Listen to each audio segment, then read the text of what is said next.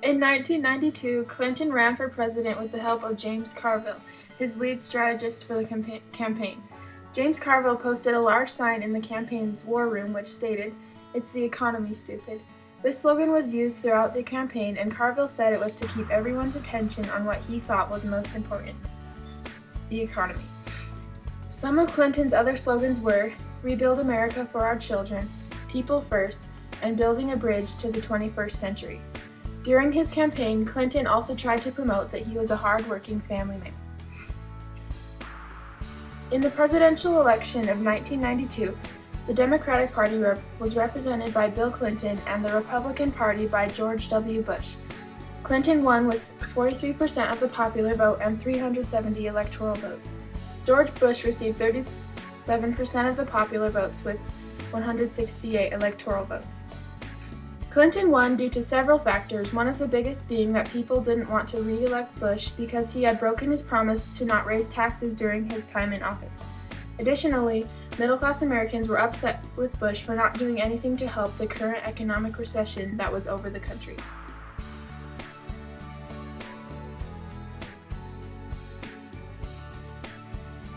On February 5, 1993, Bill Clinton signed the Family Medical Leave Act, or the FMLA. It was the first piece of legislation that he signed into law, and this act ensured that medical leave was possible for workers.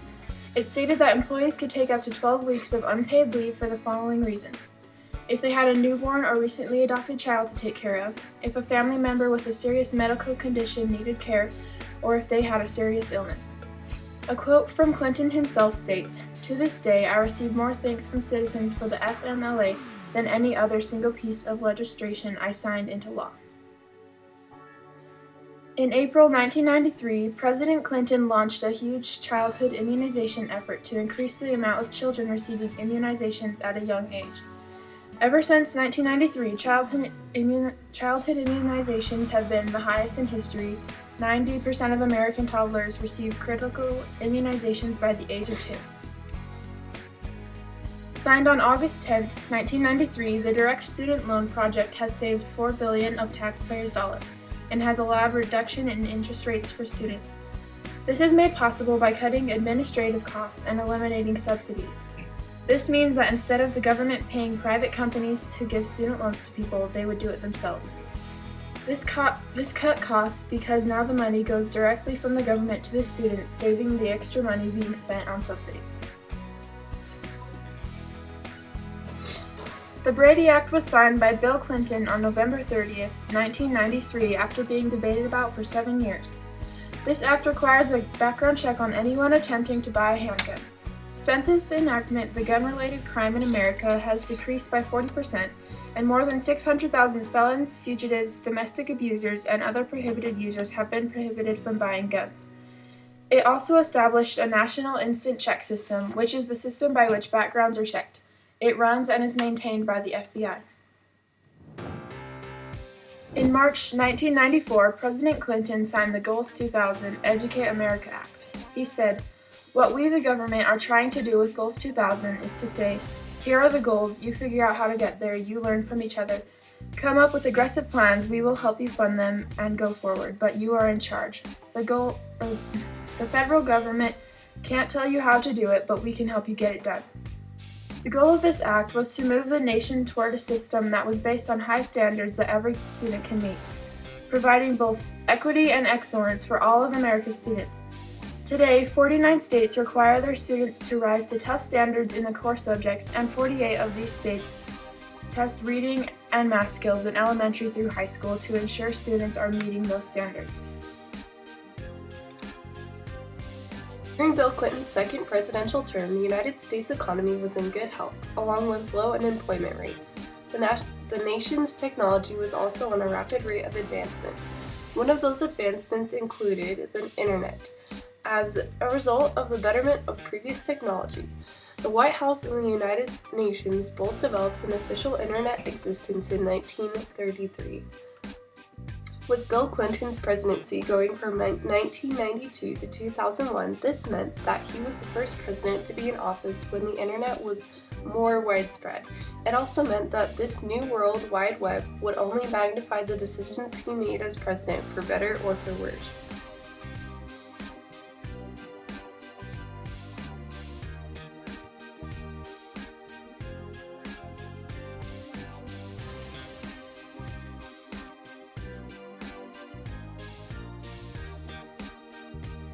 For the first time in 3 decades, the United States had accomplished a federal budget surplus. During Bill Clinton's years as president, the budget not only balanced out by 1998, but continued to have a surplus of money up until his last year as president.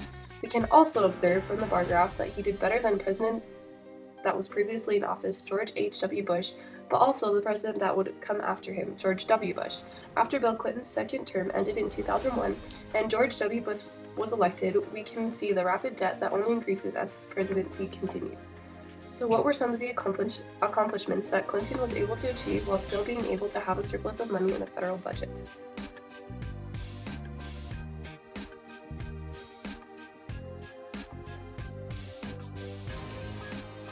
The Clinton administration was able to help along a peace accord in Northern Ireland April 10, 1998.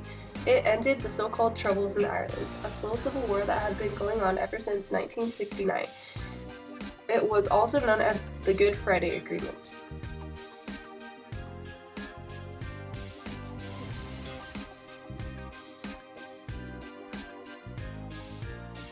In that same year, the United States government, alongside Britain, airstriked Iraq's nuclear, chemical, and biological weapons. The reason, the leader of Iraq at the time announced that he would no longer cooperate with the United Nations weapon inspectors.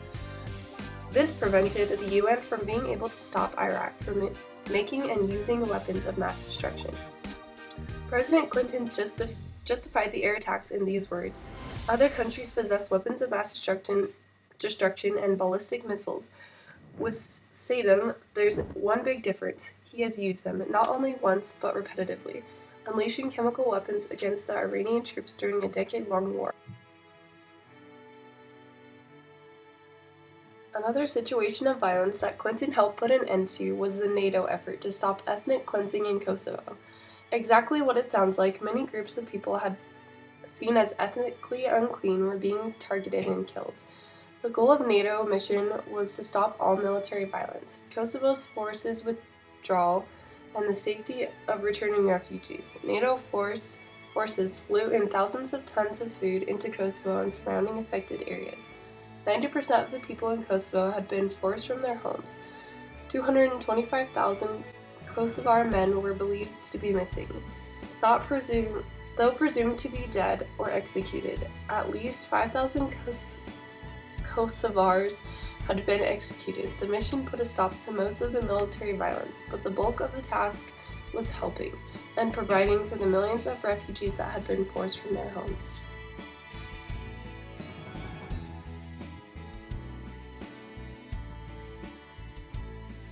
Clinton's impeachment was quite a shock to many Americans due to the fact that he was one of only 2 presidents to ever be impeached or kicked out of office in all of American history. Now, how and why did President Clinton get impeached? It all started with Monica Lewinsky. She claimed that she had had 9 sexual encounters with President Clinton during 1995 and 1996. She claimed this to a fellow co-worker who secretly recorded their conversation over telephone.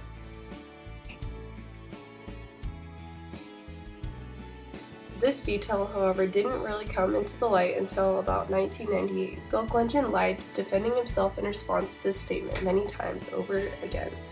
He denied it all. However, in his August grand jury appearance, he did admit to having an inappropriate, intimate relationship with Lewinsky, confessing that he had previously lied.